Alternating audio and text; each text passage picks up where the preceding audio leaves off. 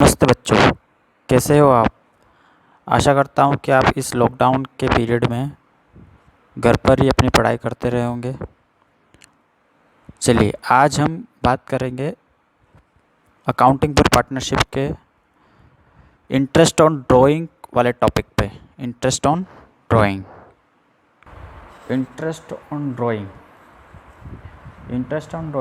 जो कि हमने P&L अप्रोप्रिएशन में भी इसकी एंट्री की थी और पार्टनर्स कैपिटल अकाउंट बनाते टाइम भी इसकी एंट्री की थी।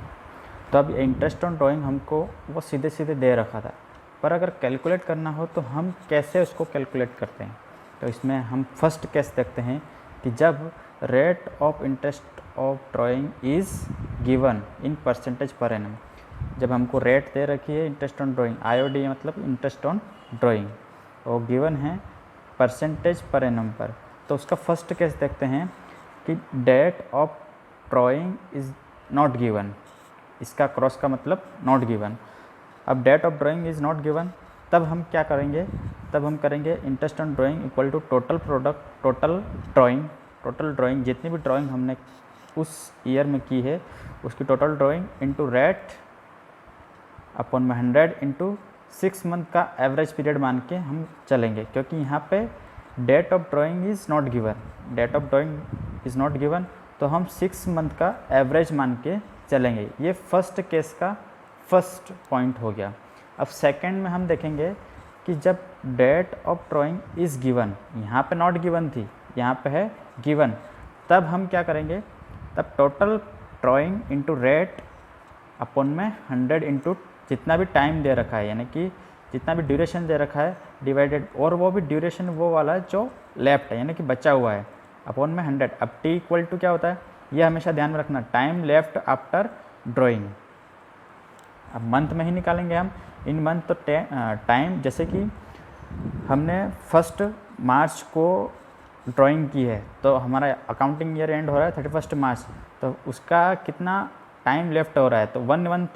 वैसे ही अगर हम एग्जांपल देखते हैं कि हमारा जो अकाउंटिंग ईयर है वो 31 मार्च को एंड हो रहा है, तो अगर हम 1 जनवरी को ड्राइंग करते हैं तो उसका टोटल कितना हो रहा है, मंथ कितने लेफ्ट हैं, कितने बाकी हैं, 3 मंथ्स, क्योंकि अकाउंटिंग ईयर कब एंड हो रहा है 31 मार्च को।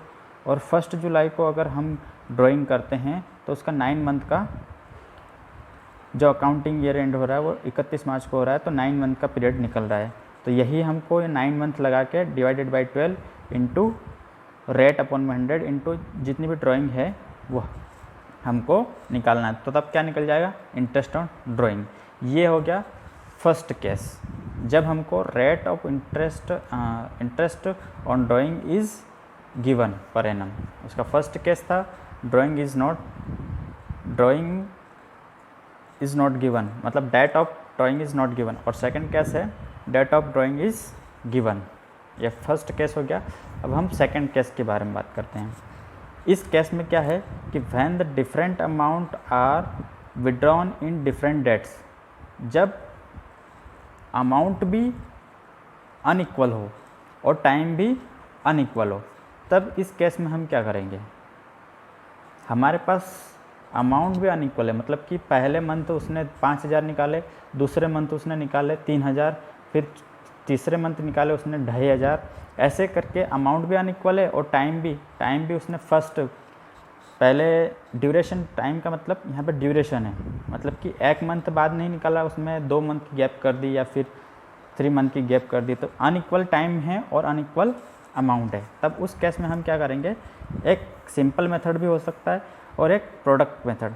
तो सिंपल मेथड जैसे कि हम पुराने क्लासेस में हम देखते थे कि PRT जैसे हम निकालते थे, principal into rate upon into time upon में 100 इंटू 12, ये हम निकालते थे इंटरेस्ट यानी कि ब्याज निकालते थे किसी पे भी। तो ये हमारा ऐसा ही फॉर्मूला इंटरेस्ट ऑन ड्राइंग निकालने में भी काम आएगा। तो जितनी भी ड्राइंग है, ड्राइंग इंटू रेट अपॉन में 100 इंटू टाइम अपॉन में 12, तो ये हो गया सिंपल मेथड। अब सिंपल मेथड है तो इसमें लॉन्ग टाइम लगेगा हमको, मतलब कि टाइम कंज्यूमिंग मेथड है ये। टाइम कंज्यूमिंग मेथड इसलिए है क्योंकि हमको हर बार एक नया इंटरेस्ट निकालना पड़ेगा। जैसे कि 1 मंथ के लिए हम पहले एक उसका इंटरेस्ट निकालेंगे, फिर दूसरे मंथ के लिए इंटरेस्ट निकालेंगे तो उन इंटरेस्ट को हम सब को प्लस करते जाना है और फिर जो निकलेगा फाइनल वो हमारा होगा IOD यानी इंटरेस्ट ऑन ड्राइंग। तो टोटल मंथ के निकालने के लिए हमको सबको मंथ को पहले इंटरेस्ट निकालने के बाद जो टोटल करेंगे उसको IOD कहेंगे। अब ये तो हो गई टाइम कंज्यूमिंग मेथड। अब एक होती है प्रोडक्ट मेथड। प्रोडक्ट मेथड में क्या होता है, प्रोडक्ट का मतलब ही मल्टीप्लाई होता है। मल्टीप्लाई का मतलब कि उनको गुणा कर देना। अब जैसे मंथ हमको दे रखा है, उस मंथ से हमको अमाउंट मंथ यानी कि मैं बताता हूँ इसमें। अब जैसे मंथ दे रखा है 1 मई, 1 मई को हमने विड्रॉल किया। अब अमाउंट है यहाँ पे 12,000। टाइम कितना लेफ्ट हो रहा है हमारे पास, 1 मई को अगर अपन करते हैं और हमारा 31 मार्च को अकाउंट क्लोज होता है। 31 मार्च को एंड कब हो रहा है, 31 मार्च को। तो अकाउंट क्लोज हो रहा है 31 मार्च को, तो कितने टाइम बचा है, मतलब लेफ़्ट कितना बचा है 1 मई से 31 मार्च तक कितने मंथ बच रहे हैं, 11th मंथ। मतलब कि अमाउंट और टाइम का हम प्रोडक्ट, जो टाइम लेफ्ट है उनका प्रोडक्ट कर देंगे तो ये हो जाएगा, यानी कि ये सेकंड कॉलम है और ये थर्ड कॉलम है। तो fourth column equal to second into 3, इन दोनों का मल्टीप्लाई कर देंगे तो 132,000। ऐसे हम हर एक मंथ का निकालेंगे ये प्रोडक्ट को। इस प्रोडक्ट को जैसे कि एक और देखते हैं हम, अगर हमारे पास 31 जुलाई को ड्राइंग करते हैं और इसका अमाउंट है, देखना बच्चों यहाँ पे अमाउंट भी अनइक्वल है और डेड ड्यूरेशन भी अलग अलग है। तब हम क्या करेंगे, यहाँ पे 31 जुलाई से 31 मार्च तक के मंथ काउंट करेंगे। उस मंथ में हम काउंट करने पर कितना आ रहा है, 8 मंथ। अब 8 का 6,000 में मल्टीप्लाई करने पर 48,000। एक और मंथ अगर लेते हैं हम, मान लो 30 सितंबर, यहाँ पे भी अनइक्वल, मतलब हम मई में, फिर जुलाई में और फिर सितंबर में कर रहे हैं ड्राइंग। मान लो यहाँ पे 9,000 का अमाउंट हमने विड्रॉ किया है। तब हमारे पास सितंबर से 31 मार्च तक का कितना का टाइम हो रहा है, 6 मंथ। सितंबर से 31 मार्च 6 मंथ। उसका प्रोडक्ट करेंगे हम, इसका और इसका मल्टीप्लाई करने पर 54। अब इन प्रोडक्ट को हम प्लस कर लेंगे, सभी प्रोडक्ट को प्लस कर लेंगे और प्रोडक्ट को प्लस करने के बाद फिर फॉर्मूला लगा देंगे। फॉर्मूला में हम टोटल प्रोडक्ट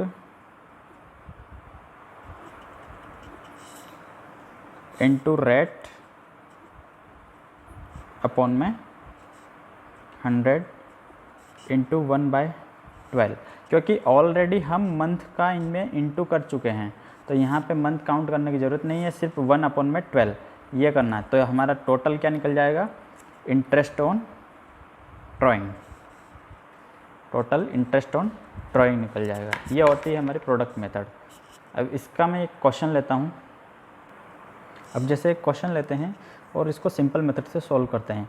हमारे पास मंथ दे रखा है और ड्राइंग दे रखी है। अब यहाँ पे मंथ में भी अनइक्वल टाइम ड्यूरेशन दे रखा है, यानी कि 1 मई होना चाहिए तो 1 जुलाई होना चाहिए था, 1 सितंबर, 1 नवंबर, 1 जनवरी और वो भी इक्वली। पर यहाँ पे अनइक्वल मंथ हैं। और देखो यहाँ पे 1 है तो 31 है, फिर 30 है, 30 से 1 है और फिर 31 है, तो इसलिए अनइक्वल टाइम है और अनइक्वल अमाउंट भी है। तो यहाँ पे क्या है, 12,000 फिर 6,000 फिर 9,000 का ड्राइंग विड्रॉ किया, फिर 12,000 का, फिर 8,000 का और 7,000 का। तो इसको हम सिंपल मेथड से कैसे देखते हैं। अब बाय सिंपल मेथड हमको वही फॉर्मूला यूज़ करना पड़ेगा, ड्राइंग इंटू रेट अपॉन में 100 into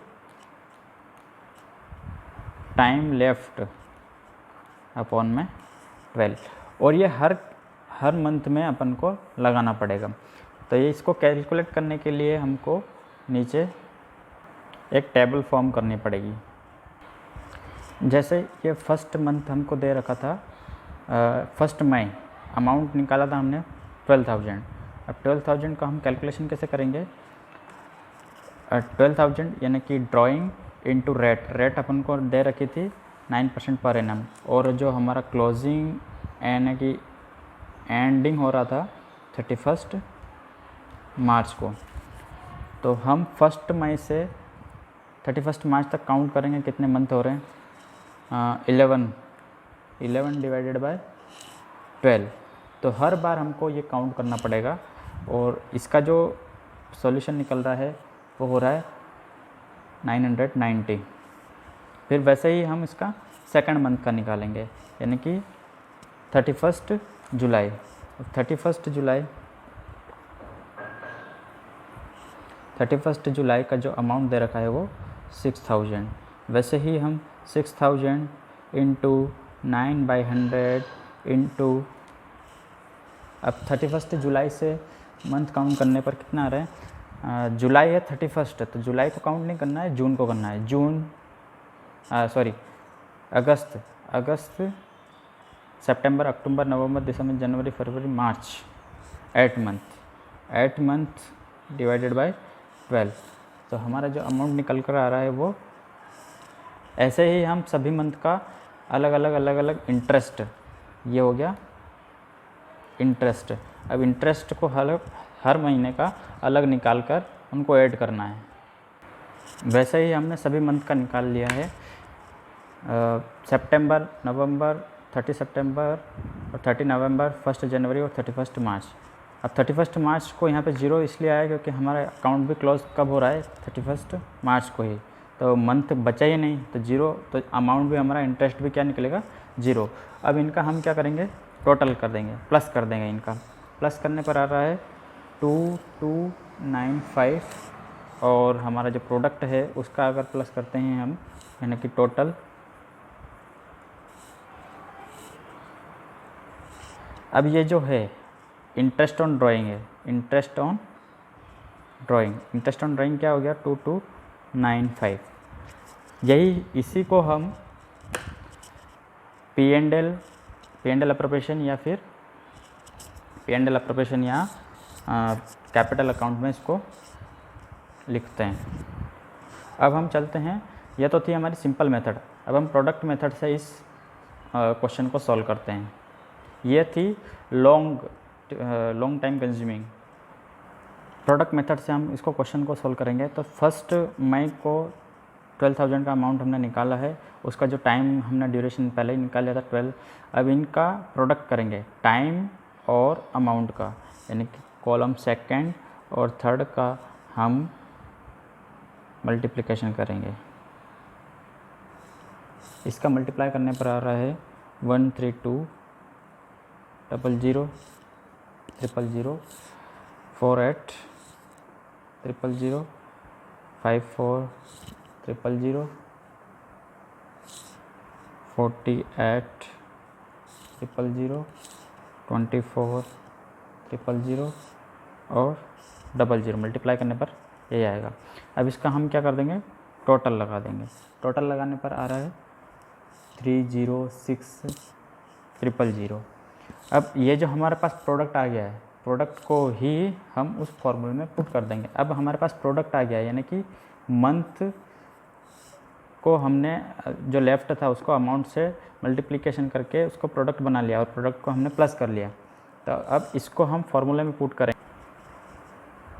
interest on drawing equal to total product multiply rate upon 100 into 1/12। क्योंकि हमने मल्टीप्लाई तो कर दिया पर डिवाइडेड बाय 12 नहीं किया था, इसलिए इसको डिवाइडेड बाय 12 करना पड़ेगा। 306 000 इंटू 9/100 इंटू 1/12।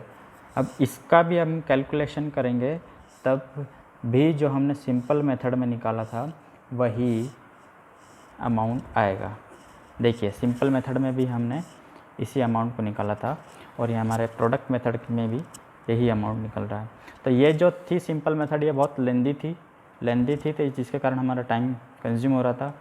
अब शॉर्टकट मेथड थी, ये प्रोडक्ट मेथड थी, जिसमें हमको डायरेक्टली मिल रहा था। प्रोडक्ट हमने करके उसका टोटल लगाया, टोटल लगाकर रेट और इंटू 1/12, तो हमारा जो आंसर आया वो सेम आया है। अब हम तीसरा केस देखते हैं। तीसरे केस में थर्ड केस बोलता है कि जब हमने इक्वल अमाउंट को रेगुलरली बेसिस पे हमने विड्रॉ किया है, यानी कि when an equal amount is withdrawal regularly. Meaning समझना, यानी कि पिछले हमने 2 केसेस में देखा था कि हमारे पास अनइक्वल अमाउंट भी था और अनइक्वल टाइम भी था। अब यहाँ पे इक्वल अमाउंट है, यानी कि 1000 हम हर महीने निकाल रहे हैं। हर महीने 1 तारीख को हर महीने हम 1000 रुपये निकाल रहे हैं, तो ये इक्वल अमाउंट भी है और डेट भी फिक्स है फर्स्ट। अब इस केस में हम डायरेक्ट मेथड यानी कि शॉर्टकट मेथड का यूज़ करेंगे, जो कि क्वेश्चन में पूछी जाती है, यानी कि ये 3 मार्क्स की लगभग आती है। पर इसकी कंडीशन मैंने बताई है, इसकी कंडीशन देख लो। इसकी फर्स्ट कंडीशन है कि जो अमाउंट हम विड्रॉ कर रहे हैं वो हमेशा इक्वल होना चाहिए, यानी कि अगर 12,000 हम विड्रॉ कर रहे हैं फर्स्ट मंथ, तो लास्ट तक अकाउंटिंग ईयर तक 12,000 ही विड्रॉ करने हैं, यानी कि इक्वल अमाउंट। ठीक है। सेकंड कंडीशन इसका बोलता है कि हमको डेट ऑफ ड्राइंग सेम रहनी चाहिए, यानी कि डेट ऑफ ड्राइंग भी सेम होनी चाहिए।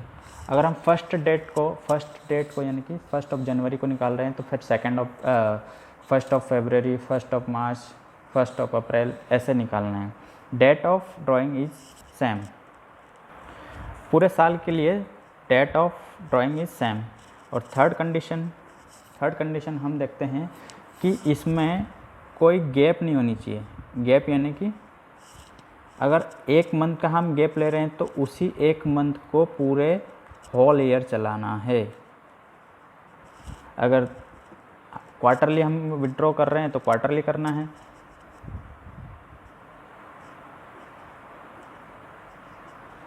या फिर हाफ ईयरली करना है तो हाफ ईयरली विड्रॉ करना है, या फिर मंथली करना है तो मंथली, यानी कि इसमें गैप नहीं होनी चाहिए, ध्यान रखना। अब इंटरेस्ट ऑन ड्राइंग जो निकल रहा है, यानी कि 4th पॉइंट हमारा IOD, वो निकलेगा टोटल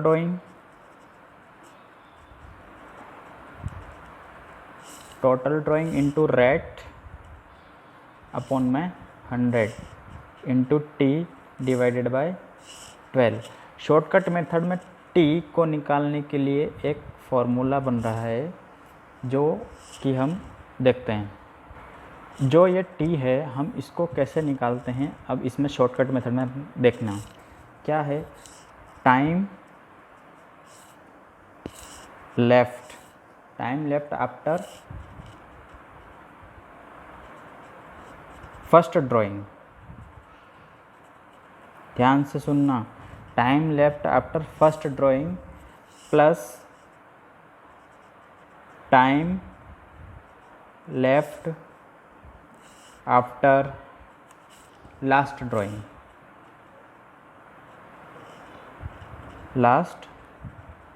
यानी कि हमने 1 जनवरी को किए और लास्ट हमने 1 मार्च को किए, तो ये दोनों को प्लस कर देना है, डिवाइडेड बाय 2, तो हमारा क्या निकलेगा, टाइम निकलेगा। ठीक है। अब ये T निकालने का एक एग्जांपल लेते हैं हम।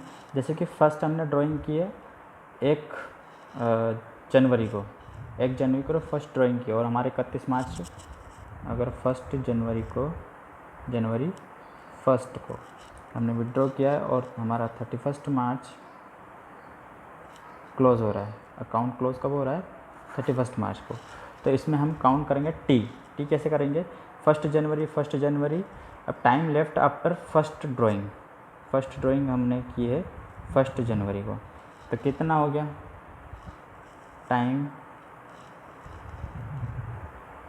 जनवरी, फरवरी और मार्च 3 month plus time left of after last drawing. तो एक लास्ट ड्राइंग हम कब करेंगे, क्योंकि इक्वल पीरियड में हमको करना है, तो 1 मार्च को हम करेंगे, तो 1 मार्च पे डिवाइडेड बाय 2, तो कितना हो जाएगा 2 मंथ का पीरियड, यानी कि टाइम हमको कितना लेना है 2। ये तो एक एग्जाम्पल था। अब हम इसको monthly wise, quarterly wise, half yearly wise कैसे टाइम निकालते हैं वो एक टेबल के द्वारा हम समझते हैं। कभी ऐसा भी हो सकता है कि हम 1 जनवरी को ना निकालते हुए 15 जनवरी को, मिडिल ऑफ द मंथ या फिर एंड ऑफ द मंथ, तो इस इक्वल टाइम और इक्वल अमाउंट को निकालते हुए हम एक टेबल लेके चलते हैं।